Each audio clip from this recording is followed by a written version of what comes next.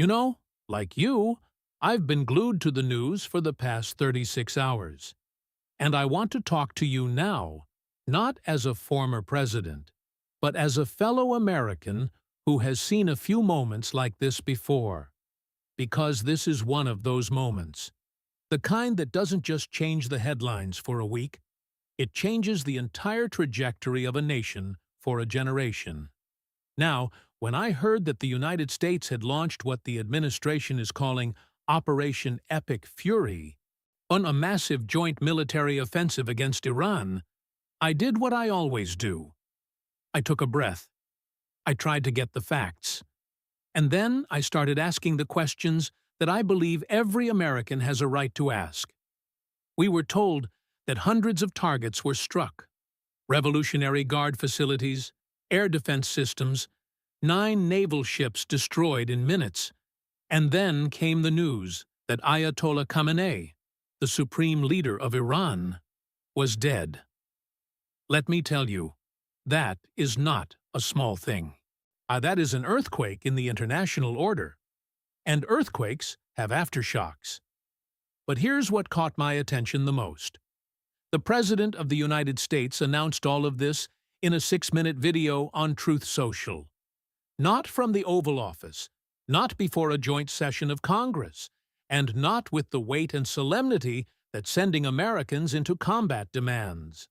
And we'll circle back to that in a moment. Because I think the way this was communicated tells us something important about how this decision was made.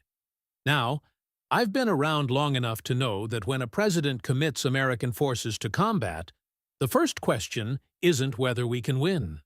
We have the most powerful military the world has ever known. The first question is whether we did it the right way, whether we brought the American people along, and whether we respected the institutions that exist precisely for moments like this. Because I'll tell you from experience, the decisions you make in the first 48 hours of a military operation shape everything that follows. Everything. The alliances you build, the legitimacy you carry, the trust you earn. So tonight, I want to walk through what happened, what it means, and what I believe comes next. And I want to do it honestly. Let me tell you what I know about Iran. Not because I didn't just read about it in briefing books. I lived it from behind that desk in the Oval Office.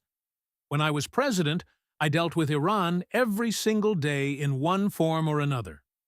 This included their support for Hezbollah, their efforts to destabilize the Gulf, and the early warning signs of a nuclear program that nobody wanted to talk about publicly yet.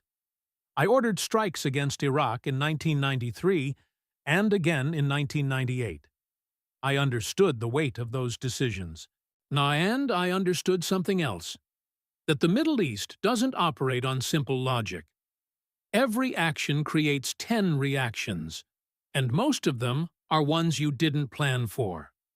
Now, we've got to remember where this story really begins. It goes back to 1979. The revolution, the hostage crisis, that was the beginning of a relationship defined almost entirely by hostility and mistrust. For nearly 50 years, Iran has been a state sponsor of terror. They've funded Hamas. They've funded Hezbollah. They've armed militias across Iraq and Syria. Nobody serious disputes that. But here's the honest truth. There was a moment when we had a different path. The JCPOA, the nuclear deal negotiated under President Obama in 2015, wasn't perfect. I said so at the time, but it was something. It was a framework. It had inspections. It had verification. It had buy-in from our European allies, from Russia, and from China. And in 2018, President Trump walked away from it. There was no replacement, a no alternative framework, just maximum pressure and a bet that isolation would bring Iran to its knees. It didn't. What it did was accelerate their enrichment program, harden the regime's grip on power, and narrow the diplomatic space to almost nothing. So when people ask me, Was military action against Iran inevitable? I say, no, it was never inevitable. But it became a lot more likely the day we abandoned the only diplomatic architecture we had. And that's not hindsight. And I said it then, and I'm saying it now. Nobody in their right mind thinks the Iranian regime is a force for good. That is not the question. The question is how a great democracy confronts that threat, and whether we do it in a way that makes us stronger or weaker in the long run. Now, let me walk you through what we actually know, because in moments like this, facts matter more than anything. On February 28, 2026, the United States and Israel launched Operation Epic Fury, a coordinated military offensive against Iran that the president himself described as one of the largest and most complex operations the world has ever seen. Hundreds of targets were hit. Revolutionary Guard facilities and air defense systems across the country. 3 nuclear sites, Fordo, Natanz, and Isfahan, were struck with what the president called a full payload of bombs. 9 Iranian naval ships, along with their shipbuilding infrastructure, were destroyed in a matter of minutes. And then came the most consequential news of all. Ayatollah Ali Khamenei, the supreme leader of Iran for 36 years, was killed in the strikes. The entire senior military command was reportedly eliminated right along with him. The president said that thousands of Iranian military and police were calling to surrender and seeking immunity. Let me tell you what else happened. 3 American service members were killed in the line of duty. Iran launched counterattacks on U.S. military bases in the region. I fired missiles toward Israel and hit targets in Gulf states like Qatar and the UAE. Explosions could be heard all across the Middle East. Oil markets were immediately thrown into turmoil. The Strait of Hormuz, which sees about 20% of the world's oil pass through it every single day, is now facing potential disruption. And this is where I need you to pay very close attention. In that 6-minute video, the president wasn't just announcing a military operation.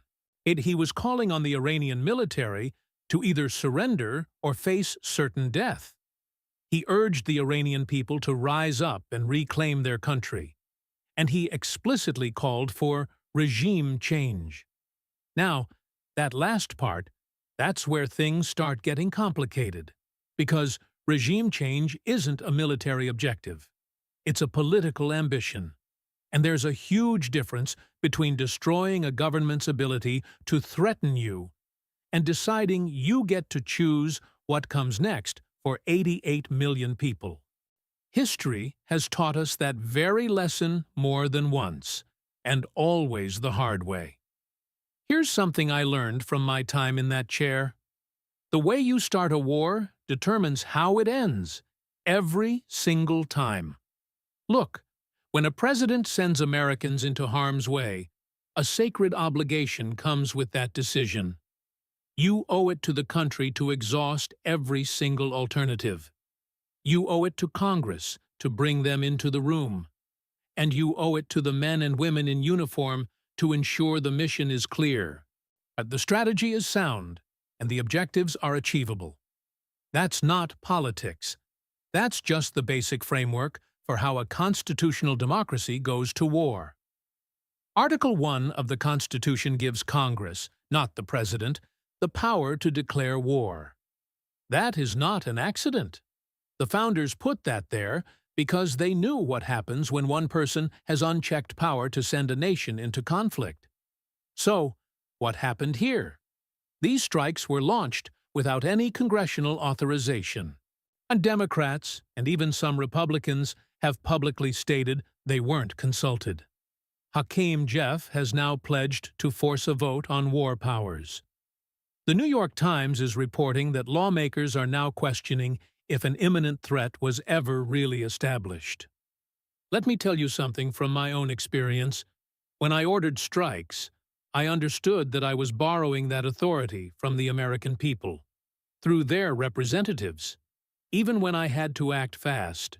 And I knew I owed Congress answers. Real answers, not a social media video. And that brings me to the communication itself. The President of the United States announced a major war, with American casualties, a foreign head of state killed, and counterattacks already underway. In a 6-minute video on Truth Social. Not from the Oval Office, not in a formal address to the American people, and not with the gravity and solemnity that moment demanded.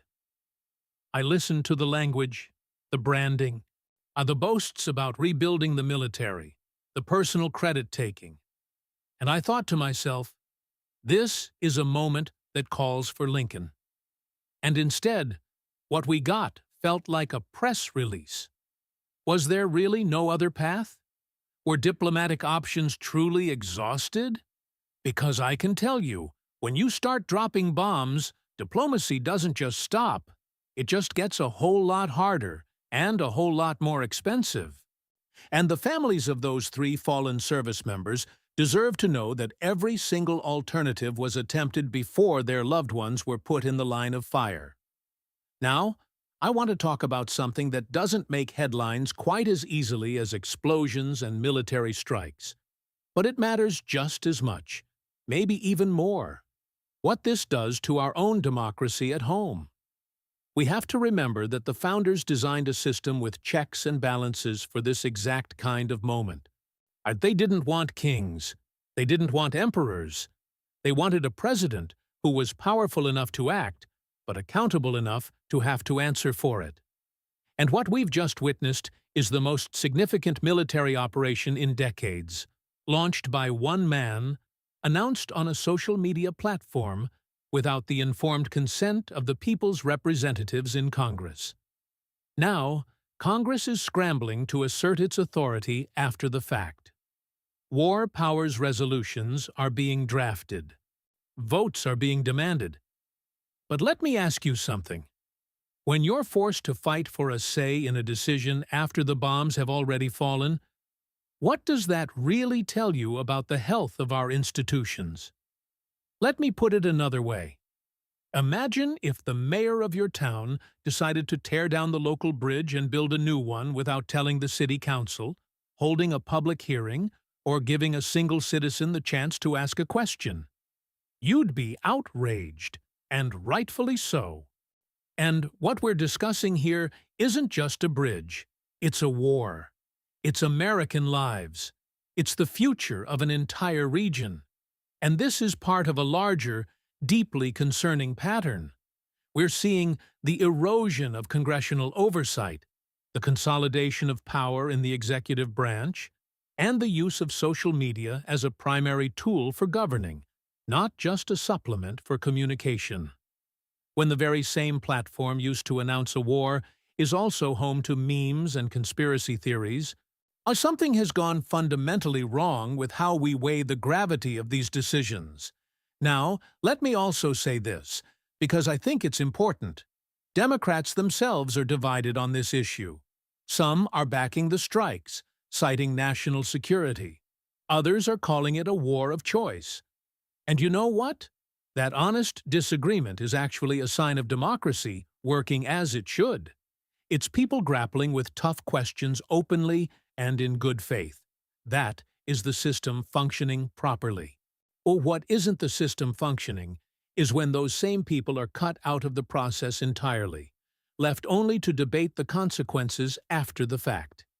Even if this operation succeeds from a military standpoint, and I pray that it does for the sake of every American serving tonight, the precedent it establishes is dangerous.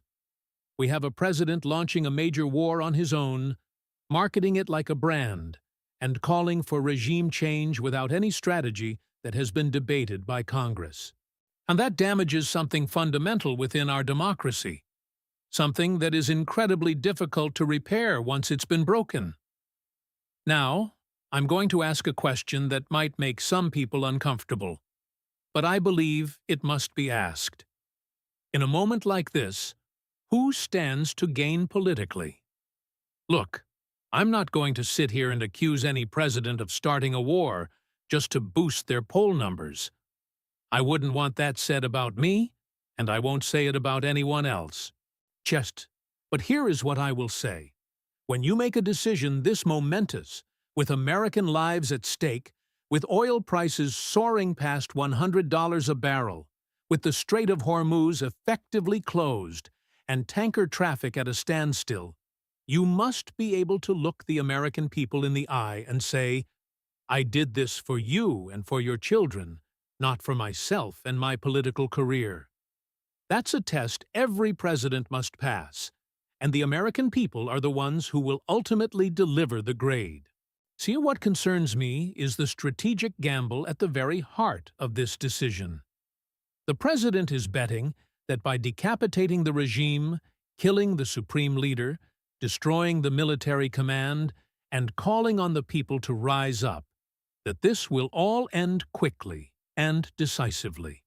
And I can certainly understand the appeal of that logic, but I feel like I've seen this movie before.